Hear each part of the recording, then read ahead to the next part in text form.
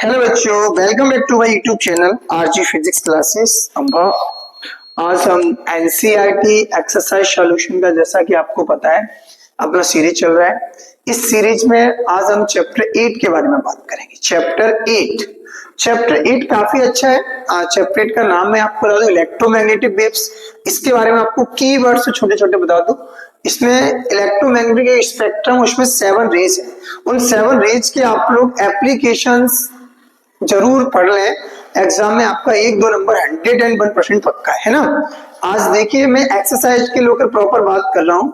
क्या question exercise का? सबसे पहला फिगर सोच, एक फिगर दिया है इन्होंने, 2 सर्कुलर कॉइल है। अगर आप लोगों को सर्कल नहीं दिख रहा है तो मैं आपको थोड़ा सा यहाँ बना के दिखा देता हूँ। आप लोग देखिए, सर्कल है जो, हाँ बेटा देखिए इधर 2 सर्कल ले रखे उन लोगों ने। कोई बात नहीं, ये सर्कल है, इसकी एक की रेडियस जो है, इसकी रेडियस से वो दे रहा है 12 सेंटीमीटर एंड इसका रेडियस कितना 12, और एक दूसरे से डिस्टेंस है वो कितनी दे रहा है 5 सेंटीमीटर। 5 सेंटीमीटर। आप लोग बेटा थोड़ा इसको चेंज कर लें। ये आपकी बुक में 5 मिलीमीटर दिया, आई थिंक मुझसे कोई मैटर नहीं करता। अगर मिलीमीटर तो यहाँ एमएम कर देना और सेंटीमीटर तो ये कर देना, कोई दिक्कत नहीं, ठीक है। एक दूसरे से रखें, जैसा डायग्राम ये दिख रहा है। Am I right? अब देखिए, सबसे पहले क्वेश्चन में पूछ क्या रहा है, हिंदी मीडियम इंग्लिश मीडियम दोनों ही बच्चे देखें। Calculate the capacitance and the rate of the change of potential difference between two plates. Hindi में बात करें तो धारिता एवं प्लेटों के बीच विभवांतर परिवर्तन की दर का परिकलन कीजिए। धारिता में सी, कैपेसिटेंस मतलब कि सी का वैल्यू अपन को फाइंड करना है। उसके लिए आपको जो वैल्यूज दे रखे हैं वो क्या दे रखे हैं, आर का वैल्यू आपको दिया है 12 सेंटीमीटर, इसको किया तो 0.12 metre. Am I right? 0.12 metre. And आपको बीच की डिस्टेंस है बेटा वो दिया 5.0 mm। इसको लिख सकता हूं मैं 5 × 10⁻³ m, राइट। एंड आई का वैल्यू क्या दिया है, आई का वैल्यू दिया है 0.15 एम्पियर। इतना तो कोई क्लियर है? बिल्कुल क्लियर है सर, बिल्कुल बिल्कुल इजी क्वेश्चन है, बिल्कुल इजी क्वेश्चन है। पूछ क्या रहा है, कैपेसिटेंस। हमने क्लास में एक क्वेश्चन सॉल्व करवाया होगा पैरेलल प्लेट कैपेसिटेंस के लिए, समांतर प्लेट संधारित्र के लिए। ऐसा करके कोई क्वेश्चन करवाया था, इसमें plus plus plus plus plus minus minus minus minus ऐसे क्वेश्चन करवाया।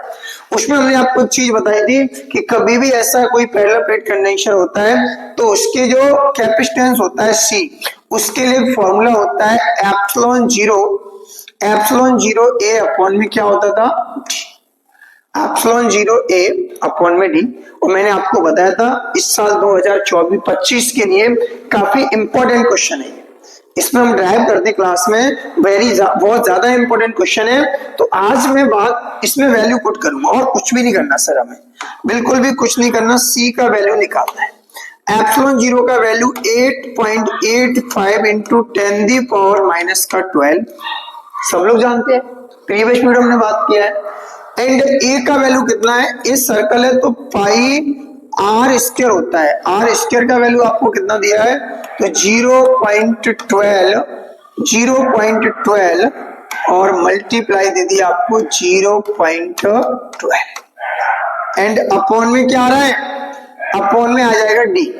सर डिस्टेंस कितनी है 5 × 10⁻³ 5 × 10⁻³ आपको डिस्टेंस दे रखी है। अब हमको क्या करना है सर, इस वैल्यू को पुट करना है। देखिए आप ये वैल्यू पुट कर दें 8.85 10⁻12, पाई का वैल्यू हो जाएगा 3.14 और इसका आप लोग मल्टीप्लाई करिए। बताइए मुझे कौन बता सकता है। देखिए 12 का जो स्क्वायर होता है वो होता है 144, 1 2 3 4, 1 2 3 4। कोई प्रॉब्लम? बिल्कुल इजी है, बिल्कुल इजी है। इसको लिख दिया 5 × 10⁻³ 5 × 10⁻³ यहां तक किसी बच्चे को कोई दिक्कत? अगर आप लोग इसको ओवरऑल सॉल्व करते हैं तो ये वैल्यू आ जाएगा आपके पास 18.1 80.1 इंटू 10 दी पावर माइनस का 12, सी है तो क्या में आएगा फेरेड में, इसको हम लिख सकते हैं 80.01 pf। इस बात को सभी बच्चे समझते हैं, 10 दी पावर माइनस 12 को हम कहते हैं पिको फेरेड, इसलिए इसका वैल्यू क्या आ जाएगा पिको फेरेड। M I right? सबसे पहला पॉइंट में एक चीज तो ये पूछी है, दूसरी बात क्या पूछी उसको थोड़ा सा आप लोग और देख लीजिए। दूसरे पॉइंट में जो दूसरी बात है वो क्या पूछी है बेटा, इसको मैं हटा रहा हूं थोड़ा सा।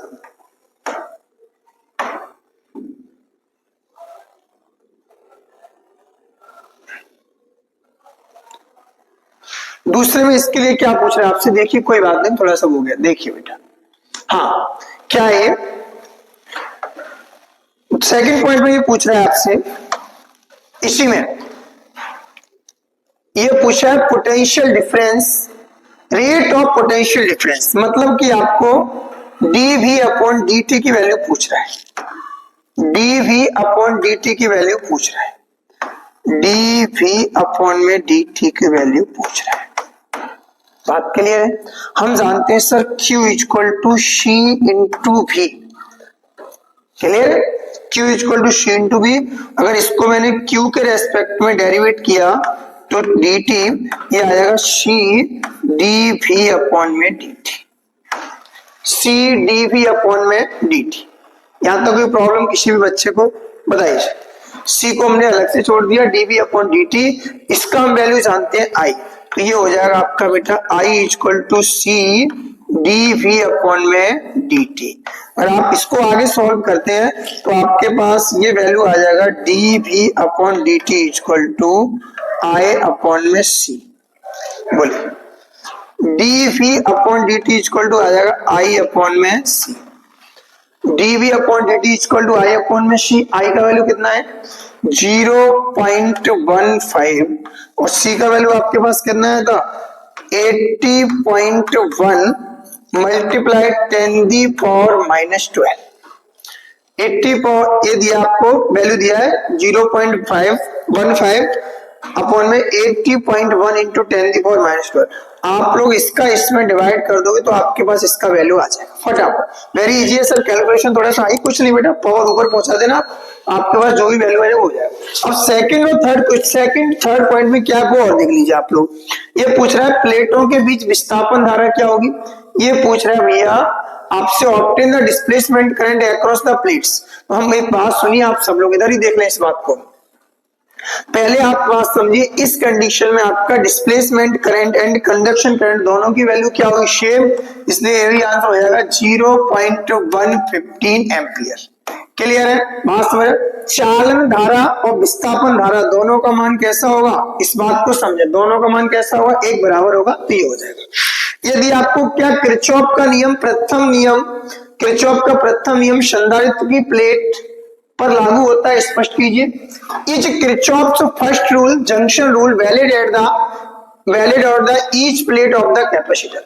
अपन को एक चीज बताना है भाई, क्या ये किरचॉफ का फर्स्ट रूल है जो हमने पहले पढ़ा है, क्या वो इस पर अलाउड होता है, बताइए मुझे। तो आप लोग इसमें आंसर दे देंगे यस। हाँ यस, क्यों होता है सर, क्योंकि इस बात को समझिए, यहाँ पर भी एक पॉइंट पर आकर ही करंट का क्या हो रहा है, डिस्ट्रीब्यूशन हो रहा है, ऐसे करके लाइनिंग दी गई थी डायग्राम में। तो इसको आप आंसर दोगे सी वाले में यस, और इसका हो जाएगा 0.15 एम्पियर, और ये हो जाएगा आपका क्लियर। यहाँ तक किसी भी बच्चे को कोई प्रॉब्लम बताइए मुझे फटाफट। चलिए इसके बाद मेरा नेक्स्ट क्वेश्चन क्या है, नेक्स्ट क्वेश्चन क्या है, वेरी इजी क्वेश्चन है थोड़ा सा। क्या क्वेश्चन है बेटा, ये पूछ रहा है अब पैरेलल प्लेट कैपेसिटर फिगर 8.6, लगभग ऐसा ही फिगर दिया है भी जैसा, made of the circular plates each of radius, हर एक का रेडियस, मतलब कि आर का वैल्यू इन्होंने कितना दे रखा है भैया, आर का वैल्यू दे रखा है सर 6 सेंटीमीटर, 6 सेंटीमीटर मतलब कि 0.06 मीटर, राइट। यहां तक कोई दिक्कत किसी को?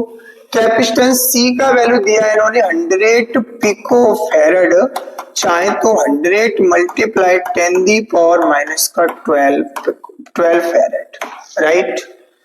The capacitor is connected to a voltage, यानी VRMS का वैल्यू इन्होंने दे रखा है भैया 230 वोल्ट एंड ये क्या दिया एंगुलर फ्रीक्वेंसी ओमेगा का वैल्यू दे रखा है 300 रेडियन पर सेकेंड।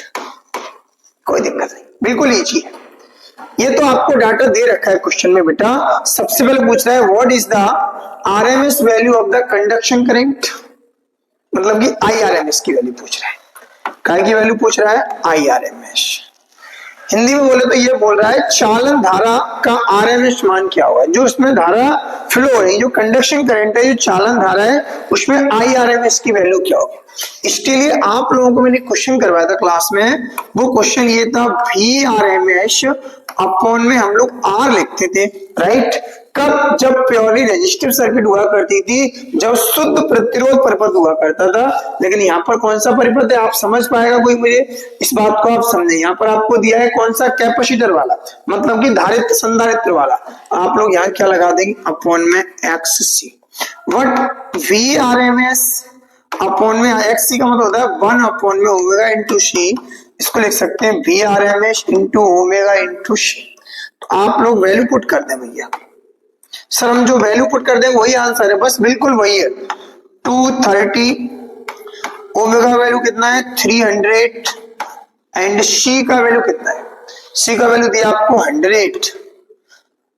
सर इसको और कम कर दें तो हाँ 10 दी पावर माइनस का 10, क्योंकि 10 दी पावर 2 हो गया तो 10 दी पावर माइनस का कितना हो गया? ये 10 हो गया। यहाँ तक किसी भी बच्चे को कोई दिक्कत बताइए मुझे फटाफट। हाँ बोलिए, कोई दिक्कत? ठीक है चलिए।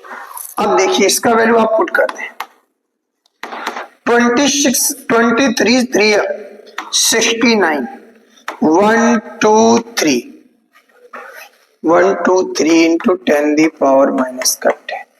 इसको हम लिख सकते हैं I R M S 69 into 10 the power minus का 10 दी पावर माइनस का 7, 10 दी पावर माइनस का 7। क्लियर है? और भी कम करना है तो आप क्या कर सकते हैं 6.9 इंटू 10 दी पावर माइनस का 6 एम्पियर। ये आपके पास कंडक्शन करंट यानी फर्स्ट पॉइंट की वैल्यू आपके पास आ गई भैया। क्लियर है? दूसरे केस में वो क्या पूछ रहा है इसी क्वेश्चन में, इस बात को थोड़ा सा अच्छे से समझे आप लोग। दूसरा जो क्वेश्चन दिया आपको उसमें क्या पूछ रहा है, ये फर्स्ट पॉइंट सबका क्लियर है।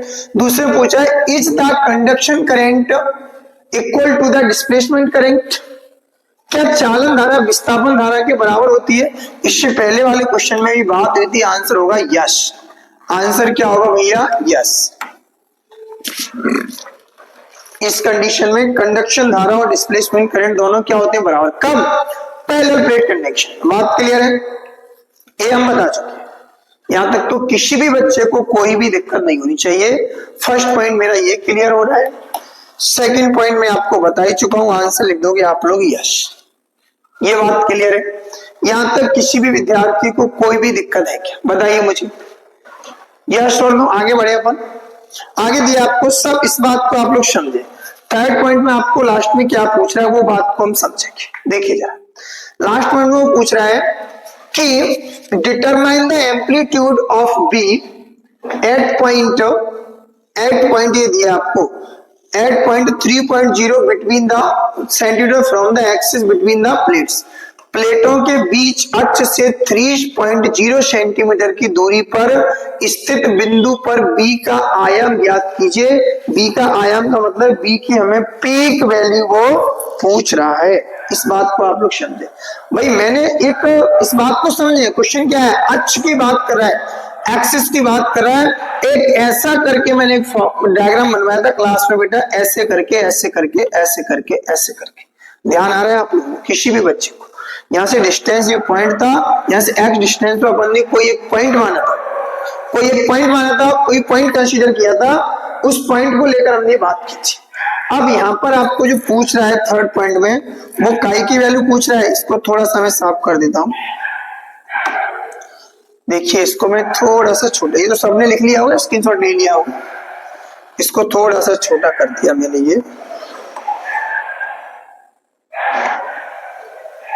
ये दे दिया आपको। देखिए हाँ भाई, अब आपको ये दे रखा है जो दे रखा है आपको उसमें वैल्यू आपको क्या दे रखी है, इसके लिए हम थोड़ा सा बात कर लें। आपके लिए बी का एक फॉर्मूला होता है, इस बात को आप समझे। थर्ड केस में बी के लिए एक स्पेशल फॉर्मूला है, उस फॉर्मूले को आप लोगों में से कौन बच्चा मुझे कमेंट सेक्शन में बता सकता है, बताइए जरा। हाँ सर, हमने क्लास में बताया तो है आपने, ये हो जाएगा म्यू 0 r अपॉन में 2 पाई r स्क्वायर इनटू में आ जाएगा I0 क्या है सर, एक तरीके से हमारे पास जो पीक वैल्यू या जो मैक्सिमम वैल्यू आता था उससे हम बोल सकते थे क्या, I0। बट I0 की जगह हम क्या पुट कर सकते हैं, म्यू 0 r अपॉन में 2 पाई r स्क्वायर, और I0 का वैल्यू कितना आ जाएगा भाई, आप में से कौन सा बच्चा जो बताएगा सर, ये हम लिख सकते हैं √2IRMS। हमारे पास ये सब वैल्यू अवेलेबल है, बिल्कुल है। तो बी का वैल्यू क्या आ जाएगा, बी का वैल्यू क्या आ जाएगा भाई, देखिए इस बात को आप लोग समझे। म्यू 0 का वैल्यू हो जाएगा आपका 4 पाई इंटू 10⁻⁻⁷। आर का वैल्यू क्या दिया आपको भैया, यहाँ पर आर का वैल्यू कुछ दे रखा है, डिस्टेंस दिया था आपको क्वेश्चन में, थोड़ा सा आप लोग समझ रहे, रेडियस दिया था, डिस्टेंस दी थी, हाँ आर दिया है। सेकंड पॉइंट में दिया है 3 सेंटीमीटर, इसको हम लिख सकते हैं 0.03 मल्टीप्लाई √2, और IRMS का वैल्यू कितना है, IRMS का वैल्यू दिया है 6.9 इंटू 10⁻⁻⁶। बात क्लियर है। अपॉन में क्या दिया है 2 पाई, और आर स्क्वायर का वैल्यू कितना दिया है, R square capital R, resistance का वैल्यू सॉरी डिस्टेंस का वैल्यू दिया है 0.06 का होल स्क्वायर। ये आप सभी लोगों ने वैल्यू पुट कर दिया फटाफट। अगर ये सब लोगों ने वैल्यू पुट कर दिया तो आप लोग इसको सीधा सीधा समझ लीजिए, बिल्कुल सिंपल वे में। बात क्लियर है सबकी भाई, हाँ भाई हम सब लोग बता सकते हैं। अगर आप लोग इसको सॉल्व करते हैं, पहली बात तो इसका यूनिट क्या आ जाएगा सर, टेस्ला। क्या आ जाएगा, टेस्ला। इसको इससे यहां से क्रॉस किया, यहाँ 2 आ जाएगा ओवरऑल। बात क्लियर। और जो पावर आपको फिनिश करना है तो आप इसका इससे कर देना, ये इससे डबल हो जाएगा, जो भी वैल्यू आप क्रॉस कर सकते हो। बट आपका ये जो ओवरऑल वैल्यू है बेटा 1.63 into 10⁻⁻11 1.63 into 10⁻⁻11 Tesla, 1.63 into 10⁻⁻11 Tesla. ये आपका वैल्यू सर ये समझ नहीं पाए हम लोग बेटा, बिल्कुल सिंपल कैलकुलेशन है, आप लोग इसको इससे कट कर दोगे, ये वैल्यू यहां से आ जाएगा। बात क्लियर है। यहाँ तक किसी भी विद्यार्थी को कोई दिक्कत, ऐसा कोई स्टूडेंट जिसको यहाँ तक परेशानी हो बताइए मुझे, नहीं सर। तो आप लोग फटाफट स्क्रीनशॉट ले लीजिए इसका, जल्दी इसका स्क्रीनशॉट ले लीजिए। उसके बाद हम बात करते हैं नेक्स्ट क्वेश्चन। देखिए भाई, चलने दीजिए भाई, देखते हैं नेक्स्ट क्वेश्चन क्या है हमारा। हाँ भाई, ये दिया आपको what physical quantity is the same for X-ray of wavelength। आपको उस फिजिकल क्वांटिटी का नेम, वेरी इजी क्वेश्चन है, आप लोग कमेंट सेक्शन में बता सकते हैं। आपको उस फिजिकल क्वांटिटी का नेम बताना है। इस बात को समझे आप कि सेम एक्सरेज ऑफ वेवलेंथ, इसकी वेवलेंथ कितनी दे रहा है वो 10⁻⁻10 मीटर, मतलब एंगस्ट्रॉम के तरीके से दे रहा है।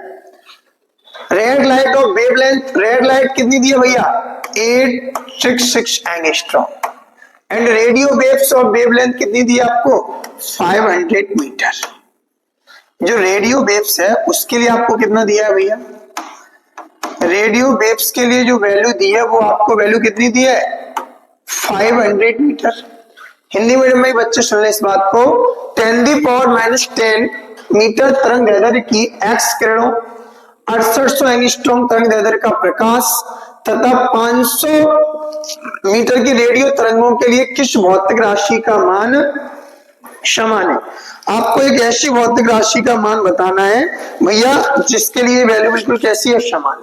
तो आप लोग इस तरह एक सीधा सा आंसर ध्यान रखिए, क्या आंसर होने वाला भैया, speed of light. Speed of light sir, ये स्पीड ऑफ लाइट वैल्यू होता है 3 इंटू 10⁸ मीटर पर सेकेंड। हिंदी में बोले तो प्रकाश की चाल इसका मान होता है 3 इंटू 10⁻⁻8। इसको आप लैंग्वेज बोल सकते हो X rays, red light and radio waves are all electromagnetic waves which travel in vacuum with the same speed. ये सब की सब वैक्यूम में ट्रेवल करती है, सबकी सब ये वैक्यूम में सेम स्पीड से ट्रेवल करती है, यानी वो क्वांटिटी क्या आपकी स्पीड ऑफ लाइट जो वैल्यू कितनी होगी 3 इंटू 10⁸। 3 इंटू 10⁸। क्वेश्चन क्या दिया भाई आपको, ये दे रखा है, बिल्कुल इजी क्वेश्चन है, थोड़ा सा ये बात है बेटा थोड़ा समझ लें आप लोग क्वेश्चन को भी अच्छे से।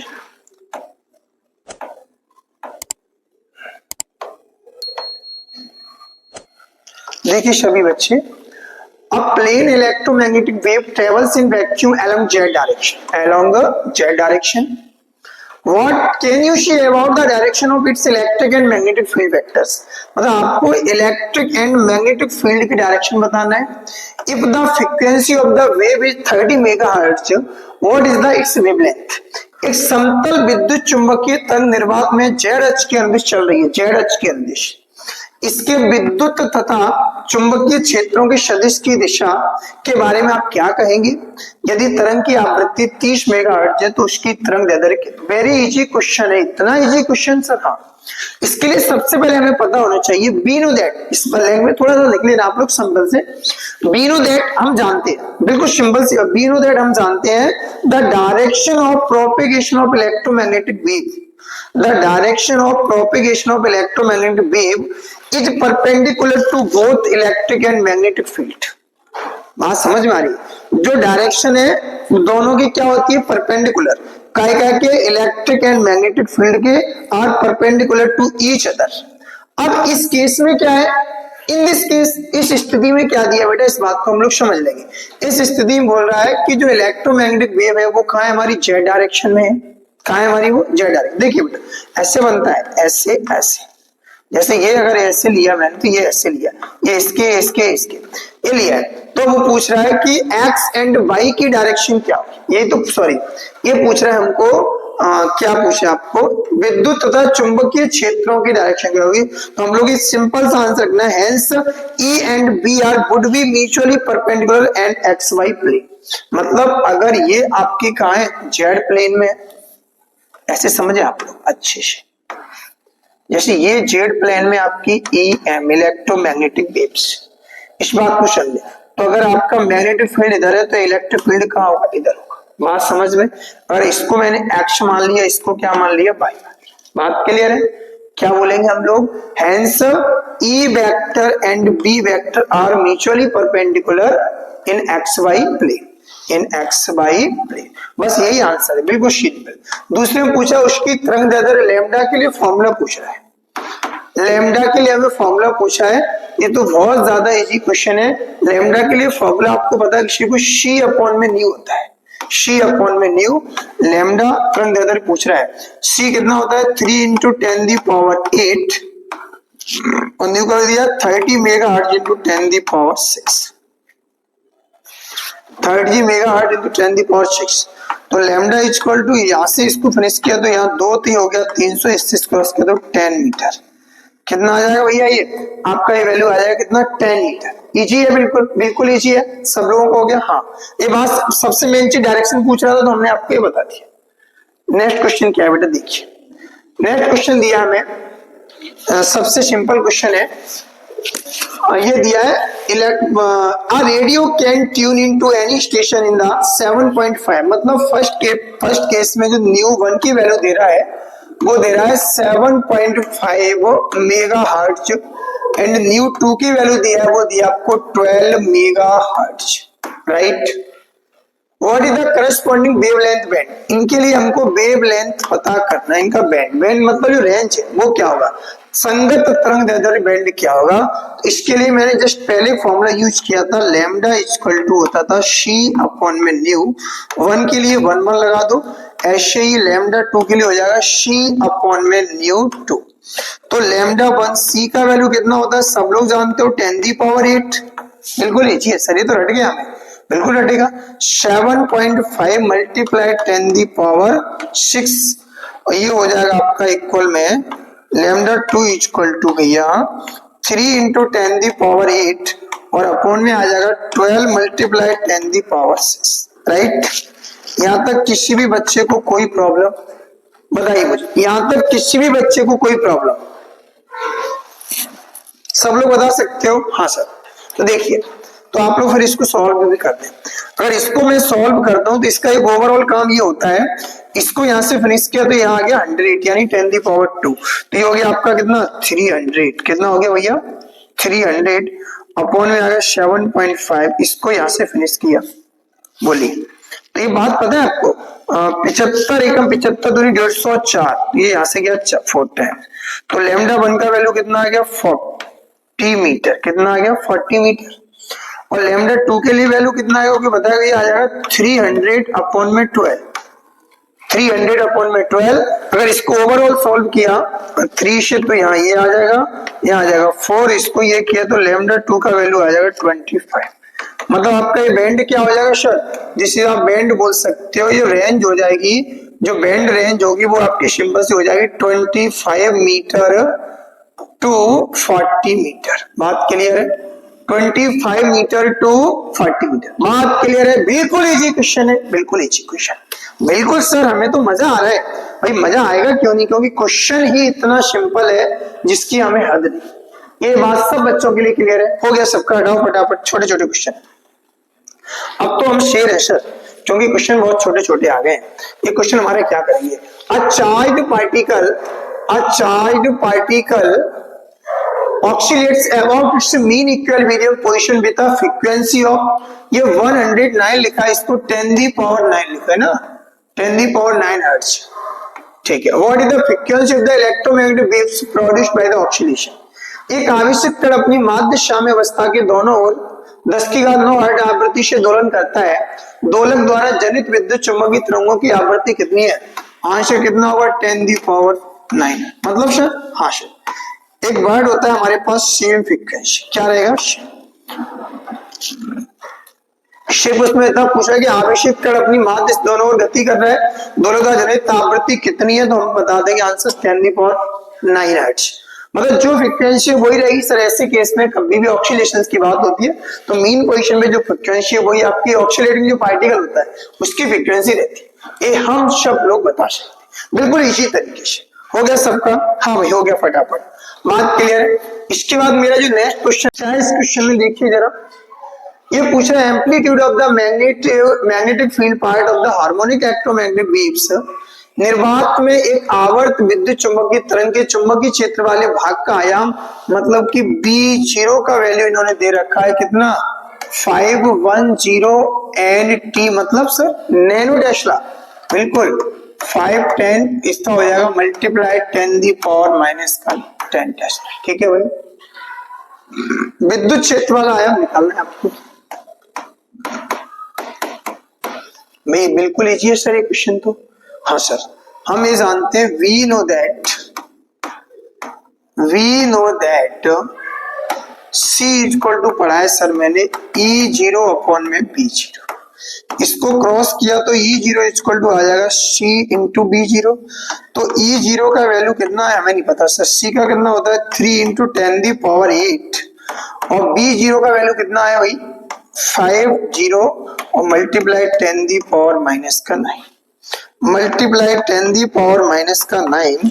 अगर इसको अब हमें ओवरऑल सॉल्व करना है, यहाँ तक तो सर किसी भी बच्चे को कोई प्रॉब्लम नहीं है। तो आप लोग क्या करें, इसका इससे किया 3 1 जा 3 और 5 ये 53, ये 0 आ गया और ये हो गया 10 दी पावर माइनस का 1। तो ये E0 का वैल्यू आपको पता है कितना हो जाएगा, बताइए मुझे। E0 का वैल्यू हो जाएगा 13 न्यूटन पर कूलम। बात क्लियर है? बिल्कुल क्लियर है सर, बिल्कुल इजी क्वेश्चन था। पूछा क्या था, विद्युत क्षेत्र के लिए इलेक्ट्रिक फील्ड के लिए पूछ रहा था, तो आपको B0 के लिए वैल्यू दिया था। ये बात क्लियर सब बच्चों की, बता सकते हैं आप लोग? हाँ भाई, सब बच्चों को हो गया, ये क्लियर है? हाँ, इसके बाद हम बात करते हैं नेक्स्ट क्वेश्चन की।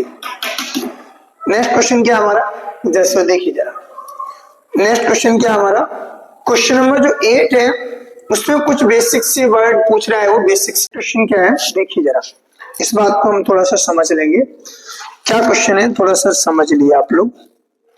हाँ, ये दिया suppose that electric field amplitude of electromagnetic wave, मतलब इलेक्ट्रिक फील्ड का जो एम्पलीट्यूड है ई जीरो का वैल्यू कितना दिया आपको बेटा, ये दिया है 120 न्यूटन पर coulomb, right. And that is frequency, यानी एन का वैल्यू इन्होंने दे रखा है आपको, कितना दिया है 50 मेगा हर्ट्ज। आप लोग चाहो लिख सकते हो 50 इंटू 10⁶ हर्ट्ज। क्लियर है? और कुछ नहीं दिया है सर, बिल्कुल नहीं दिया। क्या पूछा सबसे पहले, first point to determine the B zero, मतलब मुझे बी जीरो का वैल्यू निकालना है। और क्या निकलवा रहे भैया, ओमेगा, ओमेगा का वैल्यू फाइंड करना है। और क्या निकलवा रहा है, के, एंड क्या निकलवा रहा है भैया, लैम्डा। इतनी चीज अपन को फाइंड करना है। सबसे पहले फर्स्ट पॉइंट में देखता हूं, अभी पीछे फॉर्मूला यूज किया था, सी इक्वल टू था आपका ई जीरो अपॉन में बी जीरो, यहां से आप लगाओगे तो बी जीरो इक्वल टू आ जाएगा ई जीरो अपॉन में सी। बात क्लियर है? ई जीरो अपॉन में कितना आ जाएगा भैया, ई जीरो अपॉन में आ जाएगा सी। बोलिए, अगर ई जीरो का वैल्यू कितना दिया आपको बेटा, ई जीरो का वैल्यू दिया है हमें सर 120, और सी का वैल्यू होता है 3 इंटू 10⁸। इसको इससे क्रॉस किया तो होगा 4 यानी 40, 4 यानी कितना हो गया 40, और ये आ जाएगा आपका 4 मल्टीप्लाई 10⁻⁻7 टेस्ला। बिल्कुल 4 मल्टीप्लाई 10⁻⁻7 टेस्ला, ये इसका वैल्यू आ गया। बिल्कुल इजी है सर, बिल्कुल। इसके बाद हमें क्या निकालना है, सेकंड पॉइंट, इसी के सेकंड में, फर्स्ट का सेकंड, सेकंड में पूछ रहा है ओमेगा, तो ओमेगा बोलो था 2 पाई एन बोल दो, हाँ एन है तो एन बोल दो, 2 मल्टीप्लाई 3.14 मल्टीप्लाई एन का वैल्यू कितना है, एन का वैल्यू दिया है 50, एन का दिया 50 इंटू 10⁶, ये हो गया 100 हो गया, मतलब 3.14 इंटू 10⁸ हर्ट्ज रेडियन पर सेकंड आएगा। क्या आएगा भैया, 10⁸ रेडियन पर सेकंड, 3.14 इंटू 10⁸ रेडियन पर सेकंड। दो चीज तो हमने निकाल दी सर। अब थर्ड पॉइंट में हमें क्या पूछ रहा है, काय की वैल्यू पूछ रहा है सर, के की वैल्यू पूछ रहा है। थर्ड पॉइंट में हमको पूछा है के का वैल्यू, के का वैल्यू क्या होगा सर, ये मैं फॉर्मूला जानता हूँ, ओमेगा अपॉन में सी। सब लोग इन चीजों को विशेष ध्यान रखिए, जो फॉर्मूला मैं लिखवा रहा हूँ इन फॉर्मूलों को आप गौर करते चले, बहुत ज्यादा यूजेबल है। ये फॉर्मूला क्या होता है, ओमेगा अपॉन में सी, तो मैंने इसका वैल्यू पुट किया के के लिए, ओमेगा का वैल्यू कितना आया 3.14 मल्टीप्लाई 10⁸, और सी का वैल्यू कितना होता है 3 मल्टीप्लाई 10⁸, 3 मल्टीप्लाई 10⁸। यहां तक कोई प्रॉब्लम भैया आप लोगों को, आप ही बता सकते हैं। बिल्कुल इजी है सर, हाँ सर। ये 10⁸ था, ये भी 10⁸, तो 10⁸ से 10⁸ को क्या कर दिया हमने सर, क्रॉस कर दिया। अगर दोनों को आपस में क्रॉस किया तो एक वैल्यू कितना आ जाएगा, के का वैल्यू, कोई बताएगा भाई मुझे। इसमें आप सबको पता होना चाहिए अप्रोक्सीमेटली 1 के समथिंग कुछ जाएगा, थोड़ा थोड़ा सा, इस बात को हम लोग समझे। तो वैल्यू है आपका लगभग 1.05 रेडियन पर मीटर। सर रेडियन पर मीटर क्यों है, इस बात को समझे, क्योंकि नीचे मीटर पर सेकंड है, ऊपर आपका था सेकंड इनवर्स, तो ओमेगा का वैल्यू था रेडियन सेकंड, और सेकंड से सेकंड तो क्रॉस हो गया, तो आपका वैल्यू क्या है, रेडियन पर मीटर। बात क्लियर है भाई, यहां तक किसी भी बच्चे को कोई दिक्कत, हम सब लोग बता सकते हैं, क्लियर है। लास्ट पॉइंट में क्या पूछ रहा है वो आपसे, लास्ट पॉइंट में पूछा इसी में उन्होंने लैम्डा, लैम्डा के लिए फॉर्मूला दिया था मैंने सी अपॉन में न्यू, सी अपॉन में न्यू, या फिर यहाँ पर लिख सकते हैं इसको एन, एन या न्यू एक ही बात है। सी का वैल्यू है 3 इंटू 10⁸, सी का वैल्यू क्या है 3 इंटू 10⁸, एंड न्यू का वैल्यू कितना दिया आपको, न्यू न्यू न्यू यानी कि आपको फ्रीक्वेंसी का वैल्यू कितना दिया है 50 दिया है, 50 इंटू 10⁸। इसको इससे क्रॉस किया, इसको इससे क्रॉस किया तो ये आ गया आपका 100, ये हो गया आपका 300 अपॉन में 50, यहां से इसको फिनिश किया तो ये आ गया 6 में क्या आएगा शेयर मीटर। बात क्लियर है, बिल्कुल क्लियर। 4 और पॉइंट पूछे थे, थोड़ा सुन ले, सिंपल ही तरीके, सिंपल है भाई। ये दिया आपको, इस बात को हम समझे। सबसे पहले दिया था हमको शी का वैल्यू पूछा, तो हम फॉर्मूला जानते हैं E0 अपॉन में B0। जैसे B0 को हमने लगाया तो आपका फॉर्मूला आ गया E0 अपॉन में शी, सीधा वैल्यू पुट किया है, टेस्ला में आ गया फर्स्ट पॉइंट। सेकंड इसमें पूछ रहा है ओमेगा की वैल्यू, एंगुलर फ्रीक्वेंसी कोणीय आवृत्ति जो होती है आपकी 2 पाई एन 2 इंटू 3.14, और ये वैल्यू रख दिया इसका सीधा सीधा 4 इंटू 10⁻, कितना आ गया आपका -7 टेस्ला। एंड आपको के का वैल्यू पूछा तो ओमेगा अपॉन में शी 3.14 इंटू 10⁸, ये वैल्यू पुट किया तो इसका सीधा सीधा वैल्यू ये आ गया। और आपको और क्या दिया, आपको लैम्डा की वैल्यू पूछ रहा है, तो हम जानते हैं शी अपॉन में न्यू, यानी 3 अपॉन में 50 मल्टीप्लाई 10⁸ 10⁶100। इसको क्रॉस किया तो ये वैल्यू कितना आ गया आपके पास 6 मीटर आ गया। ये तो आपको सिंपली फर्स्ट पॉइंट में पूछ रहा है भाई, यहां तक कोई दिक्कत बताइए कुछ। अब जो सेकंड पॉइंट में जो बात कर रहा है बेटा, उस बात को थोड़ा सा आप सभी बच्चे अच्छे से समझ लें एक बार। सेकंड पॉइंट में जो बात कर रहा है वो हमें क्या पूछ रहा है, इस बात को हम थोड़ा सा समझेंगे। देखिए जरा, ये पूछ रहा है E तथा B के लिए व्यंजक प्राप्त कीजिए, find the expression for E and B। मतलब E एंड B दोनों के लिए हमें क्या फाइंड करना है भैया, व्यंजक फाइंड करना है, ये बात क्लियर है। सबसे पहले E के लिए फॉर्मूला जो होता है वो होता है E0, इस बात को हम लोग समझे, इस बात को हम समझे। E0 ये हो जाएगा आपका sine kx minus omega T, और इसके साथ जो डायरेक्शन आई के साथ वो आती है आपकी जे कैफ। सेम ऐसे B के लिए क्या हो जाएगा आपके पास B0 यहाँ हो जाएगा आपका sine kx minus omega T, इसके साथ जो डायरेक्शन है वो आती है आपकी k डायरेक्शन। बात क्लियर है सर? ये डायरेक्शन कब आती है, कैसे, ये फिक्स है बिल्कुल, इस बात को हम थोड़ा सा समझ के चलेंगे, यहां तक हमें कोई दिक्कत नहीं है। सीधा सीधा तो आप वैल्यू पुट कर दें सर, E इक्वल टू देखिए भाई E0 का वैल्यू कितना आया था, E0 का वैल्यू दिया आपको 120 इंटू साइन, K का वैल्यू कितना निकल के आया, K का वैल्यू आया था मेरे पास 1.05x माइनस ओमेगा का वैल्यू कितना है भैया, ओमेगा का वैल्यू दिया आपको 3.14 मल्टीप्लाई 10⁸ t, और यहां लगा दिया जे वेक्टर, मतलब इस पूरे को एक कॉलम में बंद। ये तो आ गया काय के लिए, E के लिए एक्सप्रेशन। सेम वही चीज यहाँ पर है, B इक्वल टू B0 का वैल्यू कितना है सर, B0 का वैल्यू निकल के आया आपके पास 4 मल्टीप्लाई 10⁻⁻7 साइन लगाया। K का वैल्यू कितना है 1.05x माइनस 3.14 मल्टीप्लाई 10⁸ t का t, यहाँ लगा दिया K वेक्टर। ये आपके पास काय का इक्वेशन आ गया सर। ये वेव इक्वेशन मैंने आपको क्लास में भी कराया भाई, इस बात को आप समझे। E इक्वल होता है E0 sine kx minus omega T, ये z डायरेक्शन में, इसका जो यूनिट वेक्टर z कैप, इसके लिए क्या होता है k कैप। ये बात हम क्लास में भी की और हम बात करेंगे अलग अलग। ये असर इससे पहले वाले क्वेश्चन में बात की थी, एक्स बाई प्लेन है ना, एक्स बाई प्लेन या बाई जेड प्लेन, हम जो सिंपल तरीके से समझ के चले उसके लिए हमारा ये होता है। सब लोगों का क्लियर है भाई, आप सब बता सकते हो। इसके बाद हमारा नेक्स्ट क्वेश्चन क्या है, नेक्स्ट क्वेश्चन क्या है हमारा, देखिए क्वेश्चन क्या है देखते हैं। नेक्स्ट क्वेश्चन दे रखा है भाई, क्या है ये दिया था, terminology of different parts of the electromagnetic spectrum is given in the test, use the formula E equal to h nu।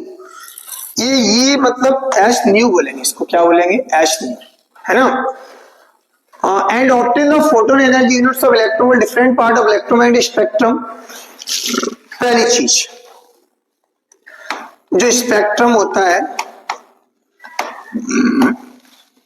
उसमें आपकी 7 रेज होती है, मैं लिस्ट दिखाने वाला हूं, इस बात को समझे। यहाँ जो समझना है उस बात को सबसे ज्यादा समझे। और ये लोग जो फॉर्मूला दे रहे हैं वो क्या दे रहे हैं, E इक्वल टू, ये बोल रहे हैं आपको कि फॉर्मूला यूज करना है E equal to h nu. यहाँ पर h क्या है आपको पता है, h आपका प्लांक कांस्टेंट है। क्या भैया, आपका प्लांक नियतांक। h है वो आपका क्या है, प्लांक नियतांक है।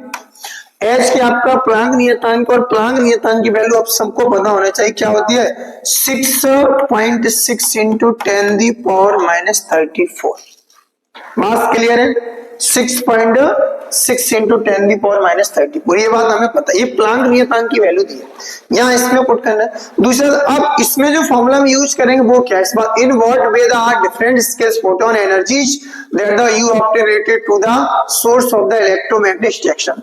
हमको सोर्स भी निकालना है, तो हमारे पास जो फॉर्मूला यूज होगा वो होगा E equal to H nu upon में 1.6 इंटू 10 दी पावर माइनस 90। आप लोग इस फॉर्मूले को यूज करके सब में अलग अलग, सर ये फ्रीक्वेंसी है बिल्कुल है, और सब वेव्स की जितनी भी वेव्स होती है स्पेक्ट्रम में सबकी फ्रीक्वेंसी अलग अलग होती है। तो आप लोग फॉर्मूला देख लो, E equal to H nu upon में आ जाएगा 1.6 इंटू 10 दी पावर माइनस।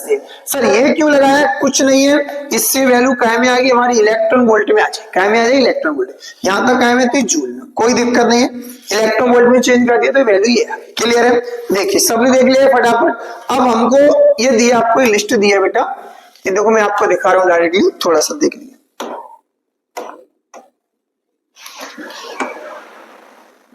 ये दिया आपको लिस्ट ले रखा है मैंने सबके लिए एक एक से, इसको आप लोग फटाफट स्क्रीनशॉट ले सकते हो, बिल्कुल इजी है। ये सबसे पहले गामा रे के लिए, एक्स के लिए, अल्ट्रावायलेट के लिए, विजिबल लाइट के लिए, सबके लिए दे रखा है। ये तो फ्रीक्वेंसी दी है सबकी, इस बात को आप समझे, ये तो दी आपको फ्रीक्वेंसी 6.6 प्लैंक कांस्टेंट की वैल्यू है, एंड ये इसके लिए वैल्यू सिर्फ आपकी ये वैल्यू चेंज होगी शब में, शब में ये वैल्यू तो सब में ही सेम होगी। देखिए यहाँ पर भी, यहाँ पर भी, यहाँ पर भी, क्योंकि वो तो प्लैंक कांस्टेंट है, सब में फिक्स है, बिल्कुल है। बात समझ में आ रहा है, फटाफट आप स्क्रीनशॉट ले लें जल्दी से, वैल्यू पुट कर दोगे आप लोग। हाँ इसके बाद और है थोड़ा सा नेक्स्ट, ये है, ये दो और है हमारे लिए, ये हमारी कौन कौन सी हमारी माइक्रोवेव्स है सर, माइक्रोवेव्स फॉर्मूला सेम वही लगाया है सर, बिल्कुल लगाया है। फटाफट आप लोग इसका स्क्रीनशॉट ले लीजिए जल्दी से, हो गया। हाँ फॉर्मूला का ध्यान रखिए बिल्कुल बेसिकली। इसके बाद हमारा नेक्स्ट क्वेश्चन क्या है बेटा, देखिए नेक्स्ट क्वेश्चन के बारे में मैं बात करता हूँ कि नेक्स्ट क्वेश्चन है क्या, कितना इजी क्वेश्चन है, थोड़ा सा क्या क्या चीजों को पूछ रहा है, थोड़ा सा मैं एक एक से बात करता हूँ कि नेक्स्ट क्वेश्चन के बारे में हमसे क्या बात कर रहे हैं। देखिए जरा, हाँ भाई हमारा नेक्स्ट क्वेश्चन क्या है, देखिए जरा, ये बिल्कुल इजी क्वेश्चन है। ये पूछ रहा है in plane electromagnetic wave the electric field oscillates sinusoidally at a frequency of ये, मतलब फ्रीक्वेंसी दी आपको, एफ का वैल्यू या फिर एन का वैल्यू दिया है 2.0 मल्टीप्लाई 10 दी पावर 10 हर्ट्ज। ये 10 लिख रखता है, मतलब थोड़ा सा ये ध्यान दिया, 10 दी पावर 10 हर्ट्ज है ना। क्या पूछा है सबसे पहले, what is the wavelength of the wave, मतलब कि आपको पूछ रहा है सर वो लैम्डा का वैल्यू। फर्स्ट केस में आपको क्या पूछ रहा है, वो ये वो लैम्डा का वैल्यू पूछ रहा है। लैम्डा हमें निकालना है सर, हम क्या जानते हैं लैम्डा के लिए, सबसे पहला ही जो पूछा हमको पता होना चाहिए, हम इसको क्या लिख सकते हैं पता आपको भाई, C अपॉन में न्यू, C अपॉन में न्यू या फिर n बोले तो C का वैल्यू 3 इंटू 10 दी पावर 8 और न्यू का value 2.0 multiply 10 the power 8, sorry 10 the power, ये दिया आपको 10 दी पावर 10। कोई भी प्रॉब्लम किसी को भाई, इसको यहाँ से फिनिश किया दिया गया 1.5, यानी 1.5 मल्टीप्लाई 10 दी पावर माइनस का 2 मीटर, राइट। लैम्डा का वैल्यू आपके पास क्या आ गया, 1.5 इंटू 10 दी पावर माइनस का 2 मीटर। यहां तक कोई दिक्कत किसी भी बच्चे को भाई? हाँ सर। सेकंड क्वेश्चन क्या है इसी में, सेकंड पॉइंट है, उसको क्या बात कर रहा है वो, what is the amplitude of oscillating magnetic field, मतलब हमको मैग्नेटिक फील्ड का हमको क्या निकालना है, ऑक्सीलेटिंग मैग्नेटिक फील्ड मतलब दोलनशील चुंबकीय क्षेत्र का आयाम क्या है, हमको निकालना है B0 का वैल्यू। क्या निकालना है, B0 का वैल्यू। सर B0 का वैल्यू के लिए फॉर्मूला नहीं हम समझ पाए, कोई बात नहीं, हम जानते थे C equal to E0 upon में B0, तो B0 इक्वल टू क्या हो जाएगा लाला, E0 अपॉन में C। E0 का तो वैल्यू मेरे पास है नहीं सर, C का है, बट E0 का वैल्यू उन्होंने दे दिया है। ये बोल रहे हैं कि एम्पलीट्यूड ऑफ इलेक्ट्रिक फील्ड दिया आपको 48 वोल्ट पर मीटर, 48 वोल्ट पर मीटर।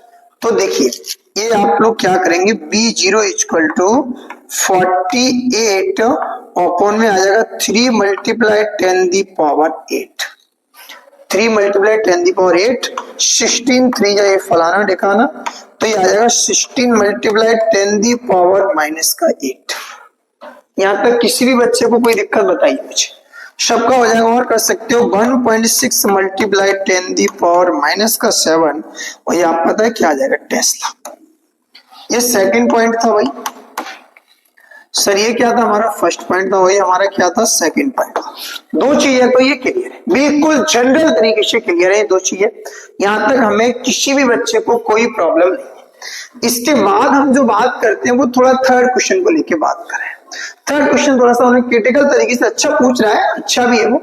ये पूछ रहा है show that the average energy density of the electric field equals to the average energy density of the B field. मतलब इलेक्ट्रिक फील्ड की एंड मैग्नेटिक फील्ड दोनों की जो एवरेज एनर्जी डेंसिटी है वो क्या इक्वल है। यह दर्शाइए कि ई का औसत ऊर्जा घनत्व बी क्षेत्र के औसत ऊर्जा घनत्व के बराबर है।